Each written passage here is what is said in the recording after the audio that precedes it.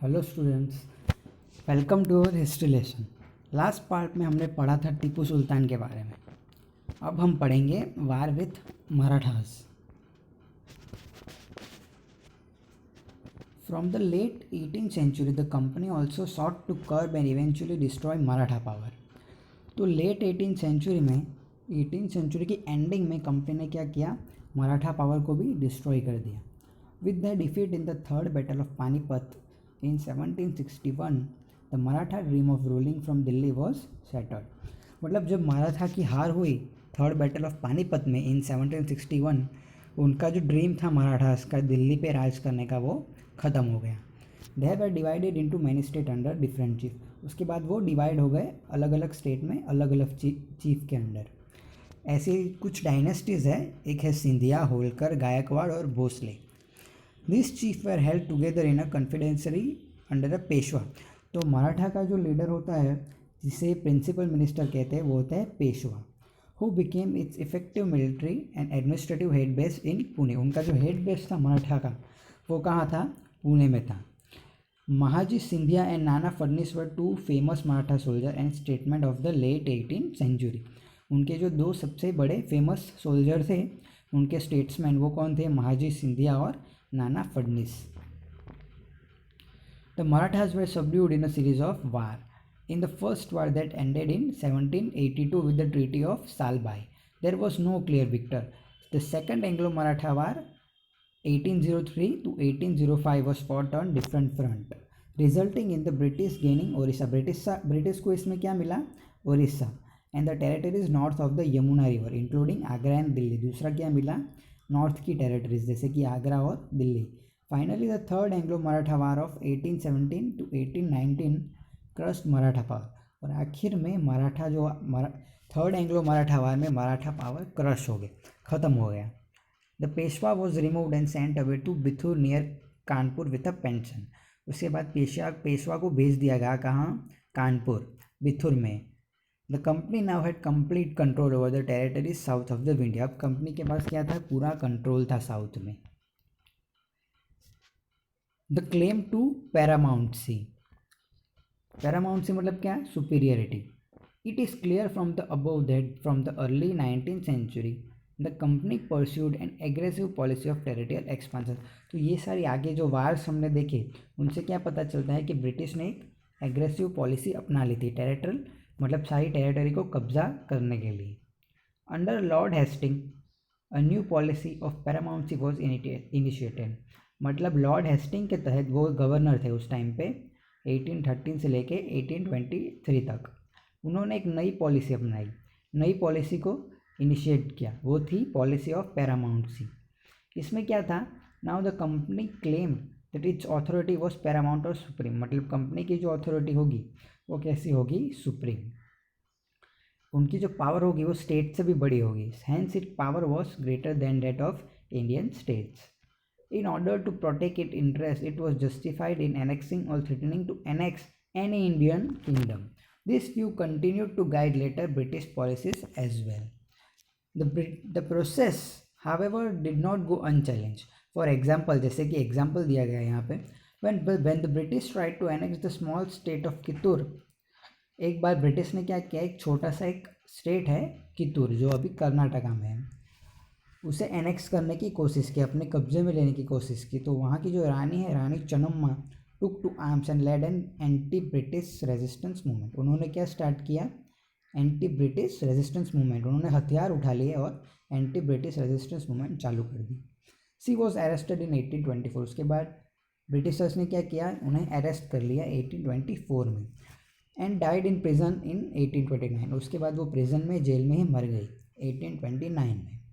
But Rayanna, a poor चौकीदार of Sangolli in Kittur, carried on the resistance. लेकिन एक चौकीदार था संगोली कित्तूर में, उसका नाम था रायन्ना। उसने ये जो रेजिस्टेंस एंटी मूवमेंट रेजिस्टेंस वो चालू रखा। With popular support he destroy many British camp and records. तो बहुत ज़्यादा सपोर्ट के साथ ये जो रायन्ना है उसने क्या, ब्रिटिश कैंप्स को और बहुत सारे ब्रिटिश कैंप जो थे वहाँ पे उसको डिस्ट्रॉय कर दिया सपोर्ट के साथ। He was caught and hang by the British in 1830। उसके बाद वो ब्रिटिशर्स के हाथों मारा गया 1830 में और उसे हैंग कर दिया, पकड़ा गया है और हैंग कर दिया, मतलब लटका दिया, फांसी दे दी। You will read more about several cases of resistance later in the book. इस बुक में हम आगे भी ऐसे ही कुछ मूवमेंट पढ़ेंगे।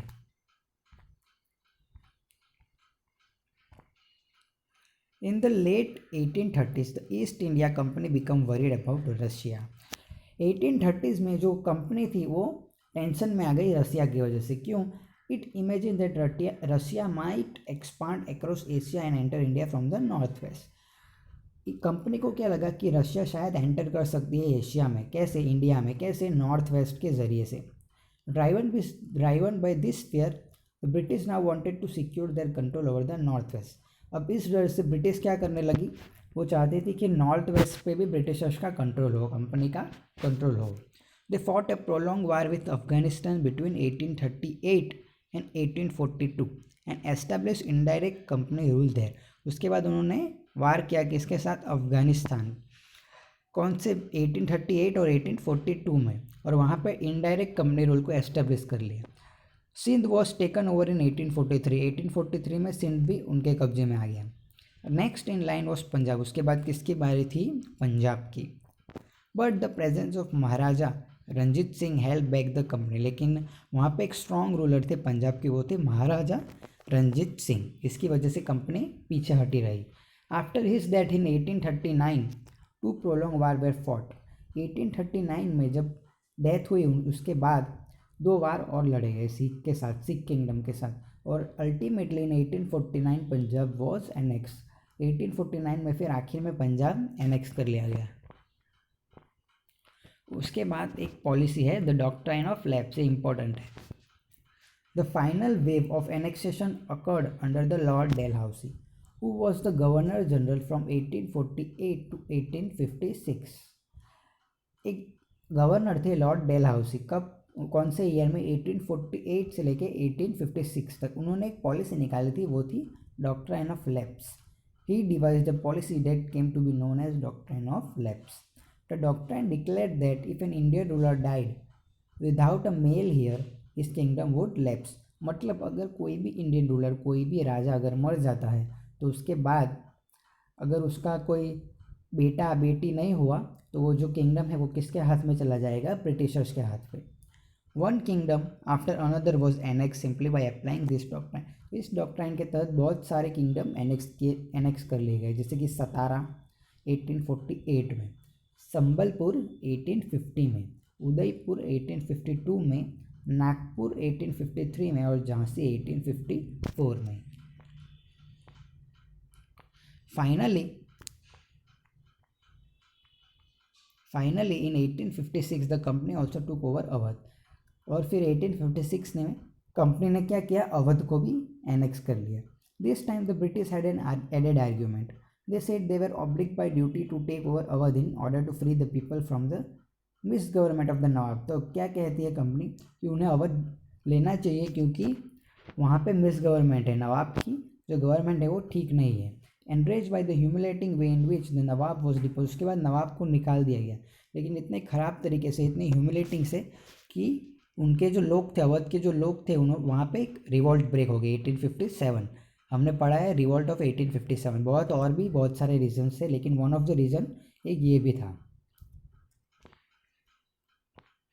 इमेजिन एक्टिविटी दी गई है यहाँ पे। Imagine that you are a nawab nephew and have been brought up thinking that you will one day be king. तो यहाँ पे लैप्स, डॉक्ट्राइन ऑफ लैप्स का एक एग्जांपल है कि एक समझो कि आप नवाब के राजा के नेफ्यू हो, मतलब भांजे हो, और आप ये सोचते हो कि एक दिन आप राजा बनोगे। Now you find that will not be allow by the British. लेकिन ब्रिटिशर्स इस चीज़ को अलाउ नहीं करती डॉक्ट्राइन ऑफ लैप्स के तहत, क्योंकि उसमें क्या है कि अगर आप राजा का खून नहीं हुए तो आप राजा नहीं बन सकते।